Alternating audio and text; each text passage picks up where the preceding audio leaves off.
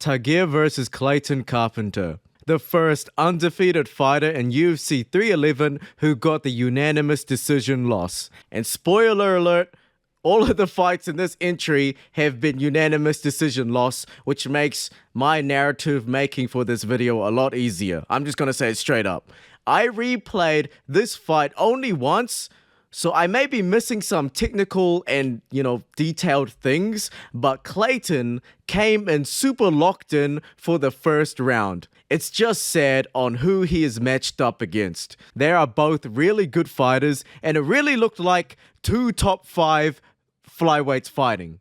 Am I the only one?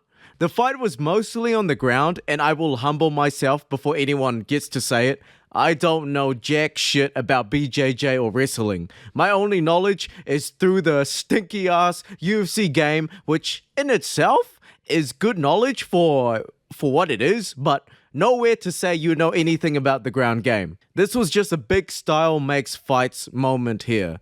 Clayton could have bet every other flyweight in the top 10 that day except for Tagir.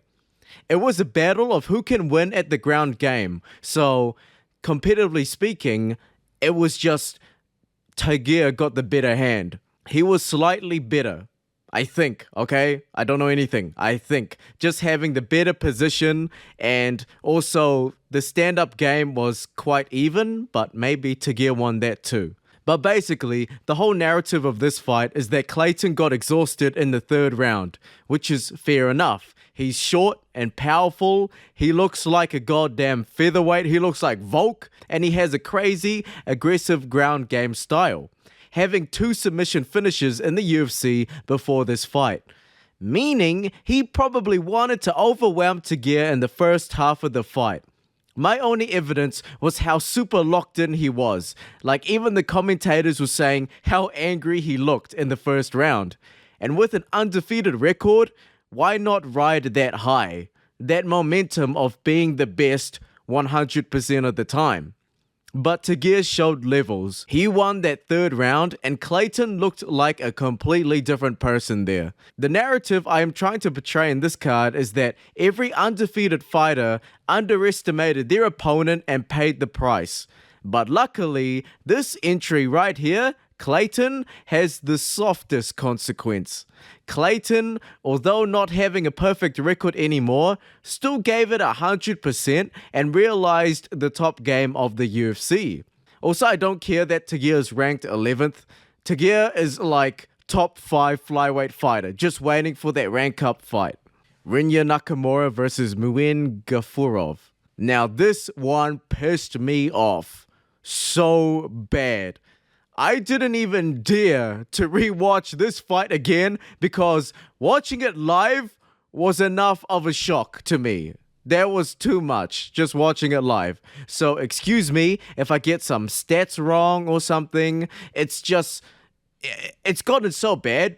My script of this video is just notes now. It's just bullet points. So Rinya got smoked real bad, okay? He was trying to build some sort of Ilia Topuria narrative where, suddenly in this time of his career, he wanted to be a stand-up king. Even, I think one of the commentators said he was working on his striking or something, but I could be wrong, or they could just be making it up, so I'm not too sure, but,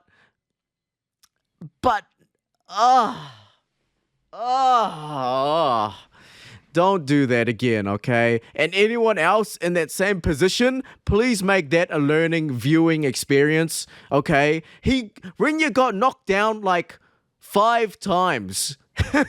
He got knocked down 5 times, all from an overhand. You would think there would be some sort of a adjustment or some sort of innate fighting instinct. Even if it's not, even though you're not skilled in the stand-up game, you would think your fight IQ in general or your fight instincts in general would kick in and know not to get hit with an overhand again, but maybe not. But yeah, in saying that, Rinya's confidence is backed up because he is undefeated. If he was defeated or if he had any other sort of learning experience, before the UFC or during the UFC, he would not have done what he did that day. I'm telling you straight up, he would not do that. So yeah, he probably thought he can copy Ilia Topuria, where, Ilia Topuria's wrestling background is so perfect that the striking will be on easy street because, a lot of the strikers, or just in general, MMA fighters are so scared of your wrestling and ground game that they're trying to conserve a lot of energy to sprawl and to, keep the game standing up, because worst case scenario, they get taken down and, time, unanimous decision loss, or, they get submitted. But in saying that, they're also diminishing their potential of their stand-up game. Kind of like how Dustin Poirier couldn't tee off or couldn't use 100% of his boxing skills against Islam Makhachev, because in the back of his head, he still needs to conserve a lot of energy to defend the takedowns. So, you never see Dustin Poirier throw more than 3 punches in a combination. But in every other fight, you see him, tee off all the time. So Dustin Poirier in the Islam fight was just waiting for that money shot. He was waiting for that perfect punch that rocked Islam, and then he can finally tee off. But throughout that whole process, it never came. And that style of conservative stand-up game was what Rinya thought his opponent was going to do. But sadly, no, it was the other way around. Rinya did not show levels at all, which pissed me off normally, but for some reason it pissed me off more than I should. Here's why. Okay, to get this out of the way, I didn't bet on this fight. Okay, I know some people are mad. There's probably going to be a lot of people in the comment section that are going to be very mad because their parlay got ruined because of this fight. But I think I lost something even worse. I bet my emotions on this fight. He was the last Japanese prospect to put a strong dent into modern UFC. Tatsuro Taira is still god tier, but he lost, and now the narrative changed from him, being the next champion to, a learning, experienced fighter who will be the champion in the further future instead. And also, Kai Asakura got smoked real bad, just to show that you got to be comfortable in the UFC ring to actually get the most out of yourself. And Rinya Nakamura, who was previously undefeated, just got destroyed because he was being an idiot. Okay, that's a bit mean, but you can... Okay, if you're Rinya Nakamura, you can understand me why I'm so pissed at you, okay? Just saying. With all due respect. So I bet my emotions on this fight, and that was worse than money. It was also worse where Rinya did settle to the wrestling game sometimes in the fight, and it got competitive and good. Of course, because he's a freaking wrestling champion. But there wasn't enough time in the fight for it to dictate anything for the judges. So majority of the story, the whole narrative, the only thing the judges really cared about, and basically all of us, was that Rinya died on the feet, which builds the same narrative that this undefeated prospect underestimated his opponent. And also unanimous decision. And this next one just segues very well. Peyton Talbott versus Raoni Barcelos.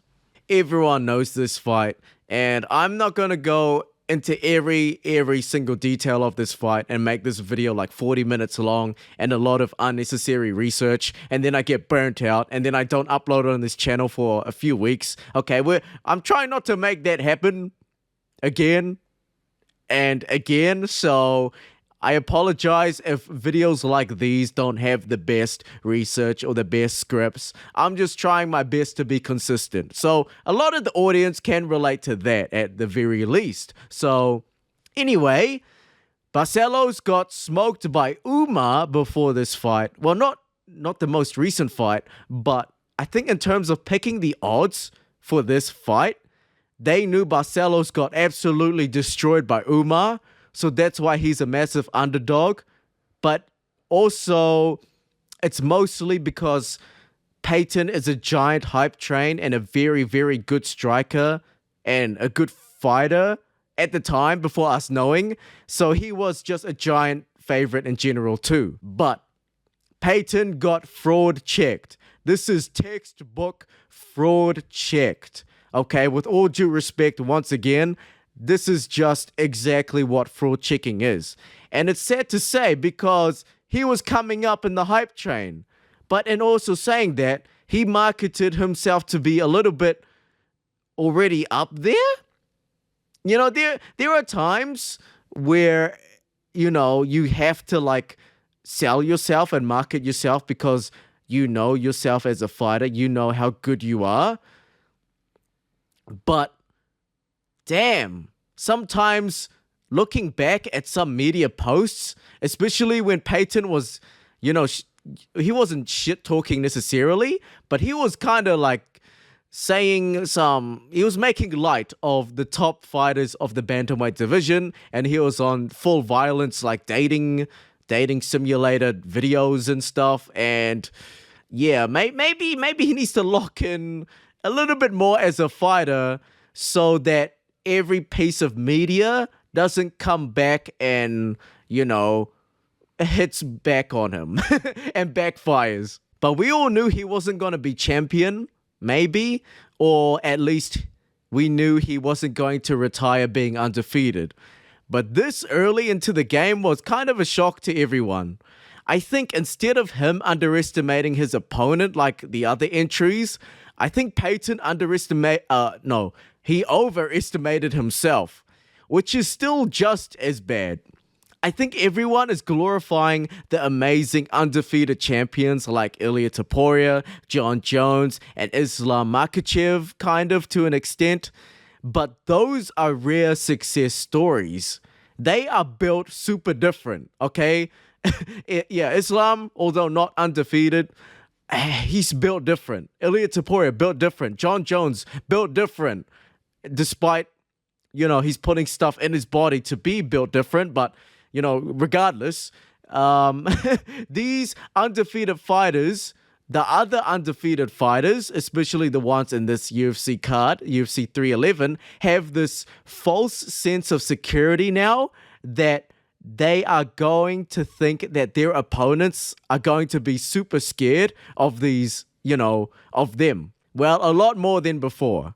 But sadly, they didn't even overcome the normal undefeated UFC curve. What am I talking about? Well, it's perfectly normal now for an undefeated fighter in the UFC to win his debut, okay? Because it's most likely he got the perfect record in the regional game. Well, obviously. And it's perfectly normal now for an undefeated fighter to win his debut. And his debut fight is most likely against another UFC debut fighter. So, you know, there's that. There's nothing too crazy about that because we think that they're just both, you know, kind of low-leveled, or one has a giant skill gap than the other. That's the whole point of the debut. But then after that, they fight, you know, a 40-year-old man or something, and, you know, they smoke them pretty easily. So they're like 2-0 in the UFC, and they might do it again. So they might be 3-0 in the UFC. But then he fights a veteran, okay? And that's when the fraud checking begins. That's when the curve begins. This is what makes and breaks, you know, an undefeated fighter that we should care about and an undefeated fighter that we know is just going to lose halfway through his journey in the UFC career. And I did a whole freaking video last year of all the undefeated fighters in the UFC. And now, looking today, most of them are defeated now, all because they couldn't beat that, you know, 3-0 in the UFC stage where they're fighting that experienced veteran. And, you know, they missed the opportunity to get that giant, you know, rank jump to be a top 15 or top 10 fighter. So although this might be shocking to see Peyton lose, this is still statistically normal as hell. Umar versus Merab.